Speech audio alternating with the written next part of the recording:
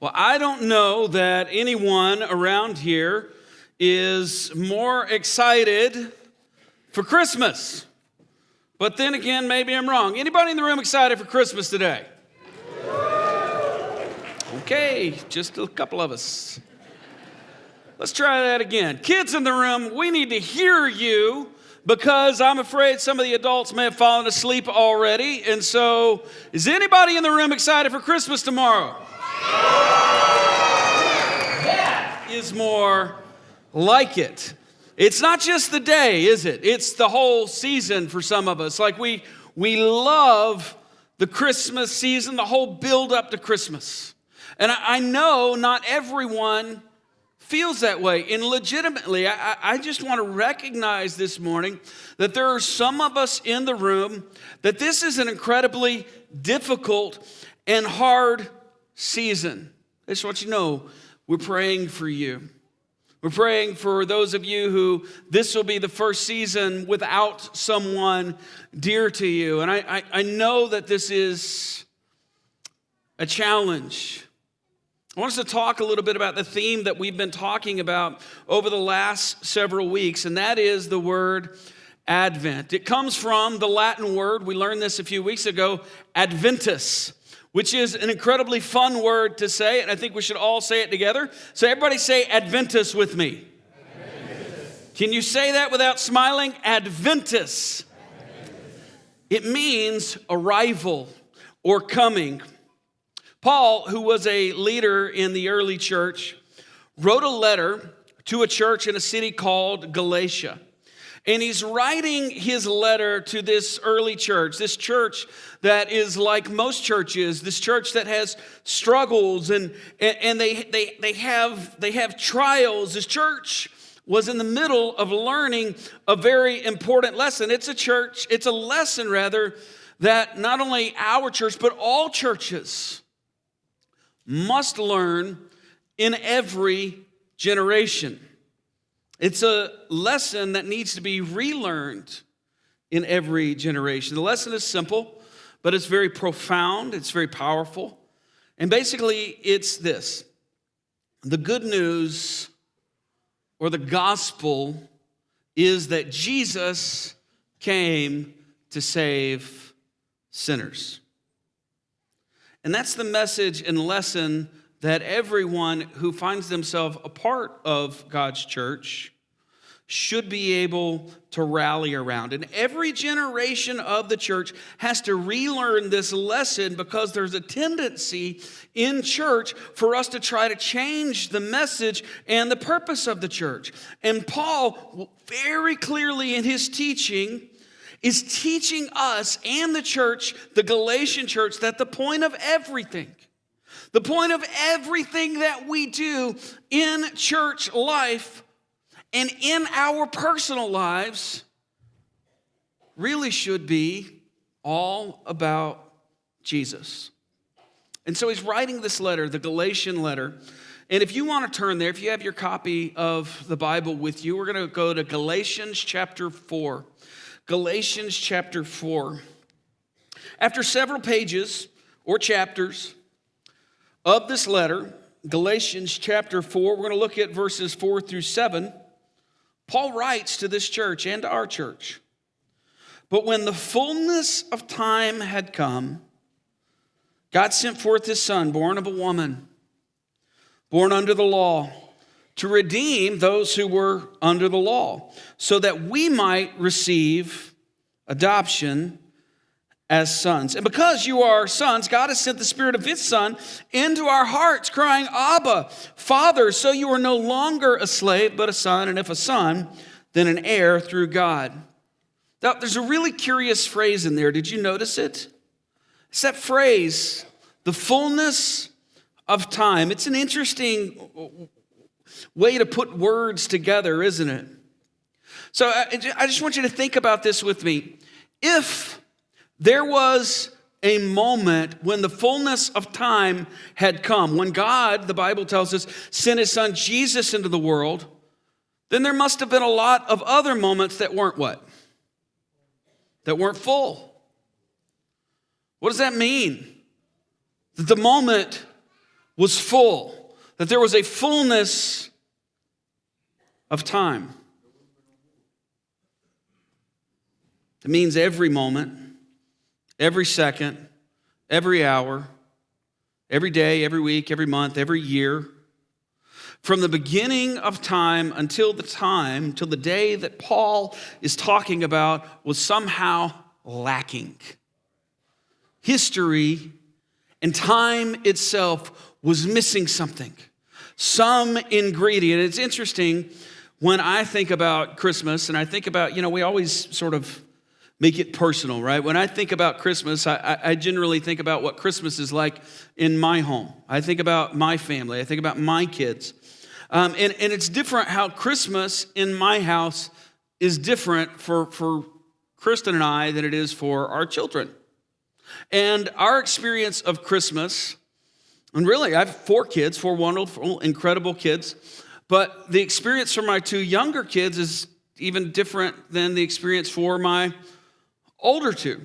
And here's what I mean by that. For my children, and especially the younger 2, it's all about waiting, isn't it? Like Christmas is just about waiting. What are you waiting for? You're waiting for Christmas.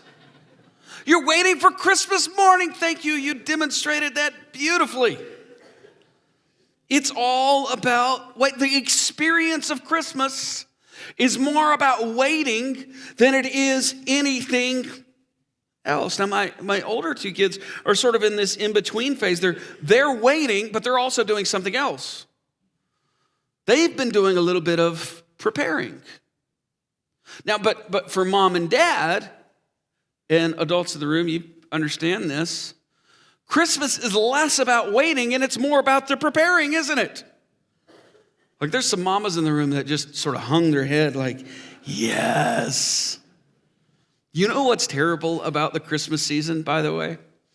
And God bless my wife for this. It's that all the fun and all the extra stuff we love it. Let's go look at Christmas lights. Let's go do this. Let's bake and gingerbread houses and games and Christmas movies. Like, and dads in the room, we're like, yes, we love all that stuff. But you know what still has to take place in the midst of all of that? Laundry and dishes. And all the normal stuff that keeps our family alive has to continue happening even while all the special stuff is going on. And it just demonstrates even more that the experience in my house for Christmas is less about waiting and it's more about preparing.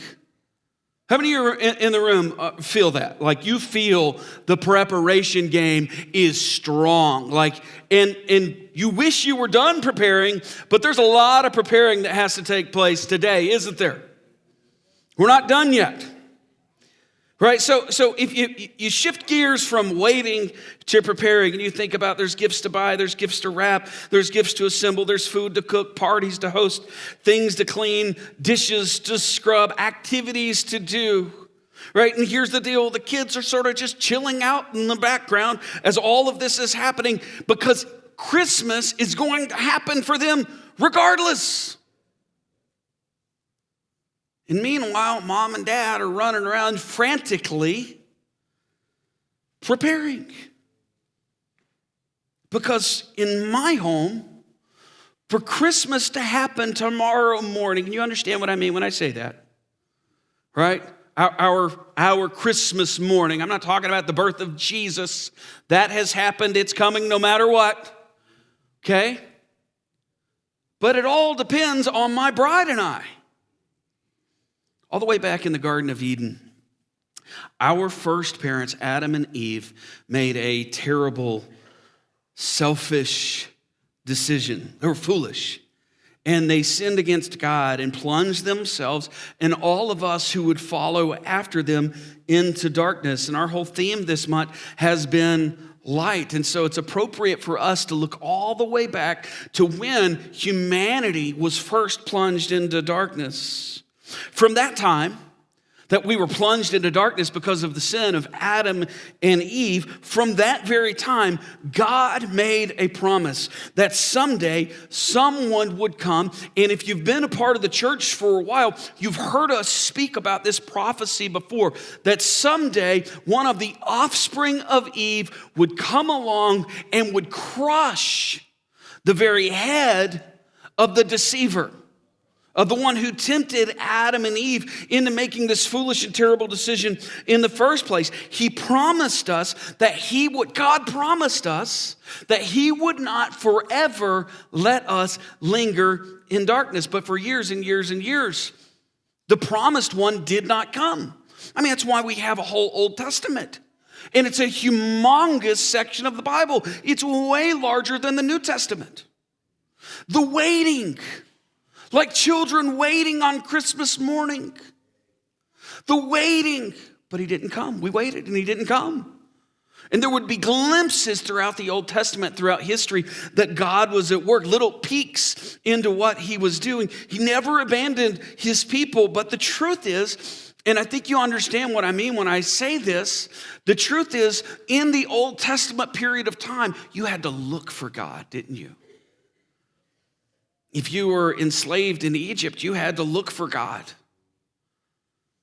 If you were living through a Babylonian captivity, you had to look for signs that God had not given up, that God hadn't just said, peace, I'm out, I'm done.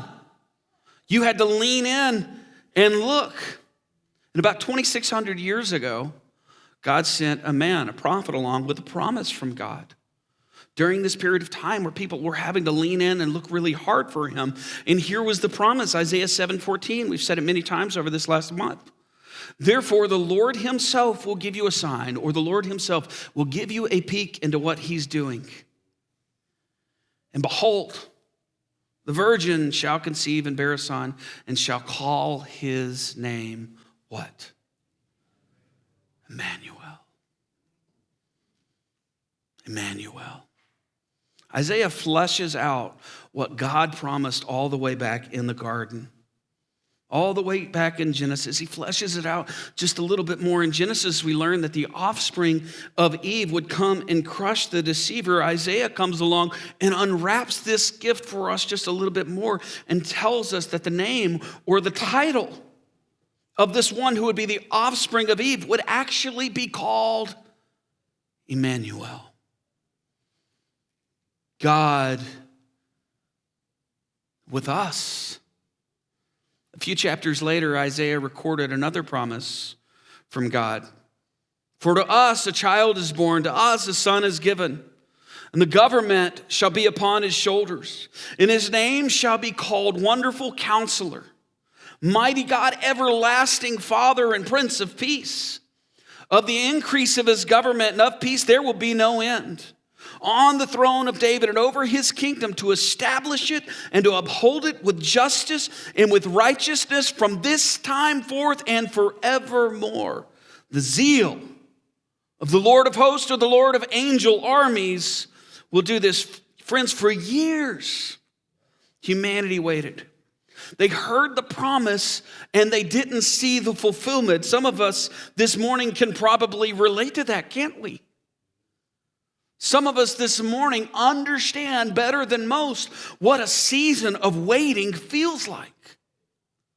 We feel like children waiting on Christmas. We feel like we're sort of... Has anybody been stuck in traffic lately? And do you know the angst you feel when you are sitting there? And if you're a normal person, you're looking at all the other lanes to try to figure out, is this one going faster than this one? And you get over there, right? And you were behind a red truck when you got over there. And as soon as you get over there, you see the red truck, speed up and go way past you. You're like, I got to get back in that lane because apparently that's the lane. That feeling of sitting there waiting while it seems like everything else is going fast around us, that's the season that some of us feel like we're in. The season of just sitting and waiting in silence. I'm not going to ask you to raise your hand for that. Some of you feel like you're living in the Old Testament, sitting and waiting in silence. Oh, we've known the faithfulness of the Lord, some of us, but we're waiting to see if he is going to come through once again. Remember a few moments ago, I told you that my children's experience of Christmas is simply that they wake up and it's there, right? But you and I know that something had to happen for it to be there.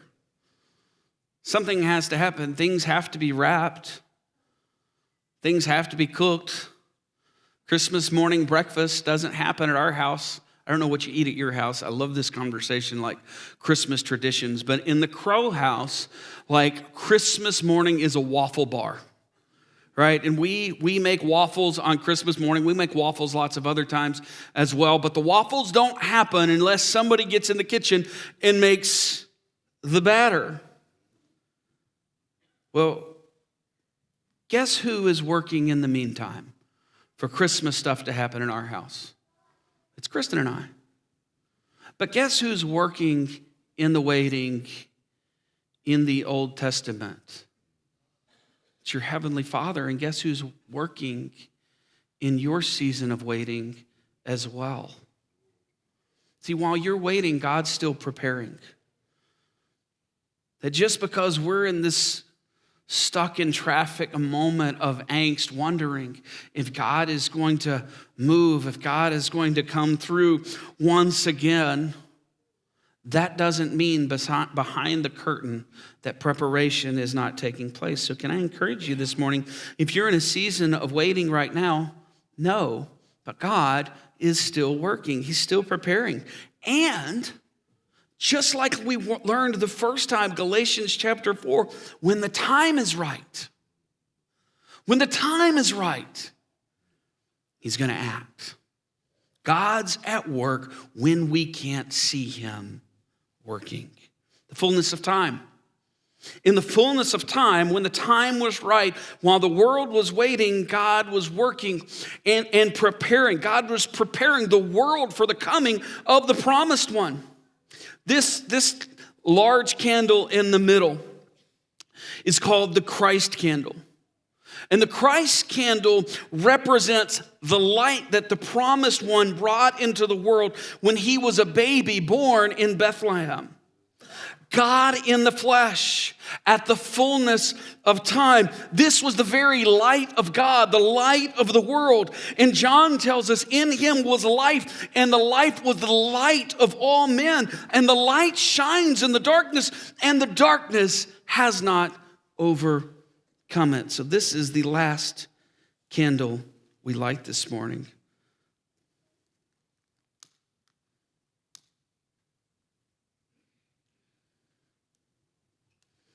Demonstrating that the light of God in our season of waiting has come. At the time of the birth of Jesus, the world was largely united under the Roman Empire. And the Romans, as you know, if you study history or really study Europe at all, you know that the Romans built incredibly complex roads. They exported one central language. What was the language? Greek. This was the spoken language of the day, and it became the commonplace tongue in all of the Roman Empire. So you had roads so that messages could spread, and you had common language. You know what that's called? Fullness of time. At the fullness of time, God sent his son. But we're like children waiting on Christmas Day. Our experience is one of waiting. But while we're waiting, what's God doing? He's preparing. I love the way that one of my favorite people who's ever lived, Dietrich Bonhoeffer, put it. He says, he has become like a man so that men could become like him. And in the incarnation, the whole human race recovers the dignity of the image of God. Henceforth, Bonhoeffer says, any attack on the least of men is an attack on Christ, who took on the form of a man and in his own person restored the image of God in all that bears a human form. In other words, what he's saying, let me just dumb it down for people like me. You've never seen somebody that Jesus didn't come for. You've never met a person that Jesus didn't come for. You have never seen somebody on the TV, on the news, walking down the street, in the cubicle next to yours, in your classrooms, who was not stamped with the image of their Creator. And every year, pastors sort of wrestle with this issue. How do we say the same thing in a new way? Because Christmas comes every year.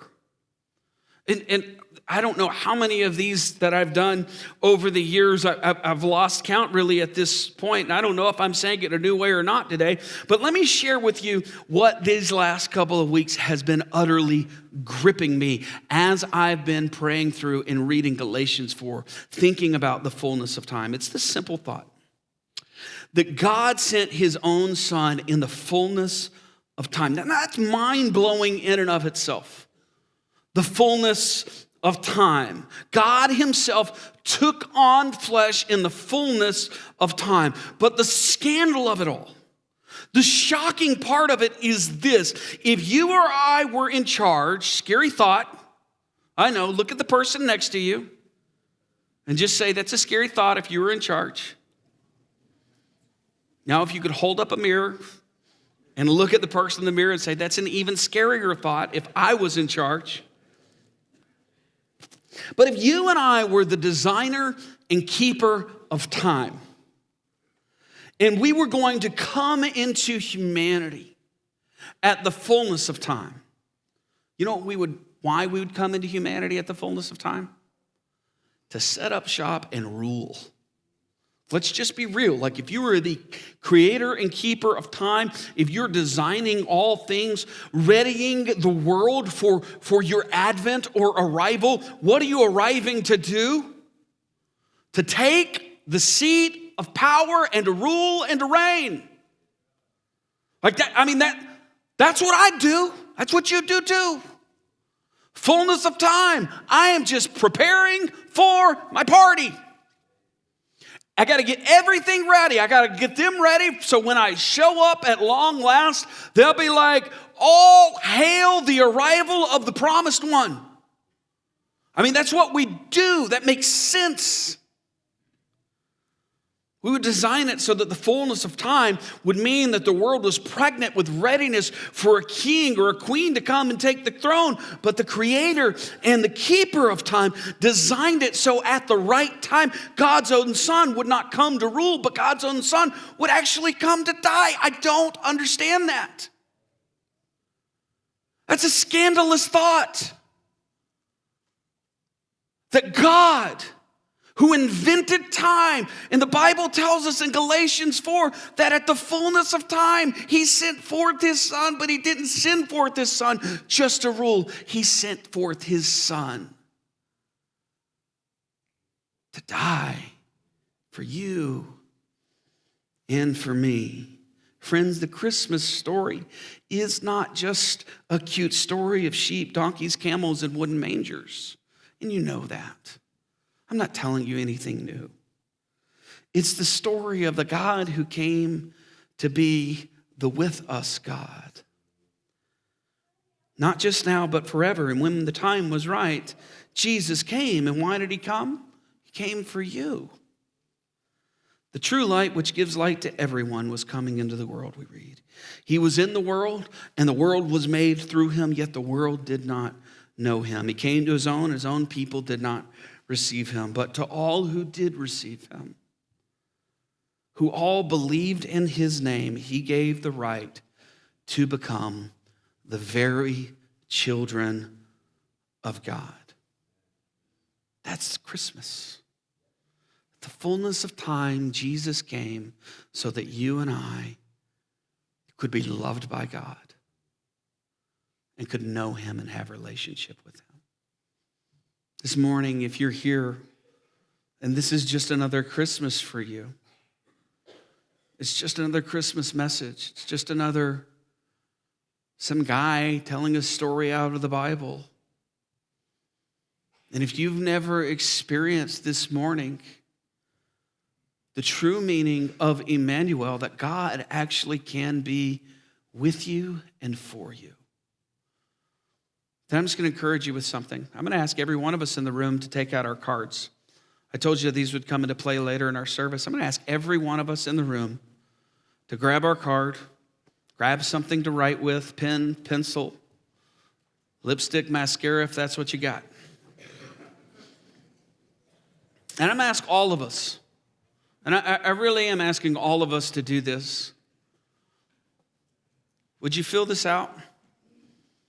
I promise you we're not going to hassle you. But will you fill this out? And some of you in the room this morning, you're sitting here and you recognize that the God moment in your life is this morning, that God drew you here because he wanted you to hear this message, that God came to be with you. And today, for the very first time, you have the opportunity to put your trust in him. Boy, if that's you, then right now, could we just pause in this service, take this moment, and I encourage all of us, let's all just bow our heads and close our eyes together. And if you're in the room and you want to trust Jesus, I'm just going to encourage you. You don't have to, there's no magic words. There's no abracadabra words from the Bible, no get out of hell free card. God doesn't save us because of what we pray. God saves us because we come humbly to him, believing in him and trusting in him. It's his grace that saves us. And this morning, I would just encourage you, if you have not met Jesus, the God who came to be with you, would you reach out in your own words, telling him you believe in him, that he came for you, that he died on the cross, that he came to die for you, but that he didn't stay dead, that he was resurrected and has power over death and hell. And this morning, would you give your life to him who came to give his life to you? You just tell him in your own words. For some of us in the room, we've been in a season of waiting for too long, and we need to start preparing for other people by being a light in our homes and in our communities. We need to get in the game, so to speak, and allow the Lord to work through us. I would just encourage some of us in the room to make that commitment to the Lord as well. God, I want to be used by you. I want to be a light where you've placed me. Well, if you made either one of those decisions, I'm just going to encourage you to check that box off, and later, when we leave, you're going to be able to drop these off out in the lobby. If you're a follower of Jesus this morning,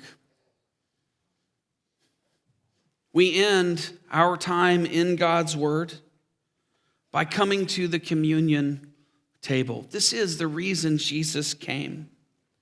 And as we come to the table this morning, we do so with adoration in our hearts. We come with anticipation because here's what we know, gang, that the story is not over. That the anchor that holds us in the midst of the waiting and life's trials and storms is that we believe that God is not done working and God did come to be with us.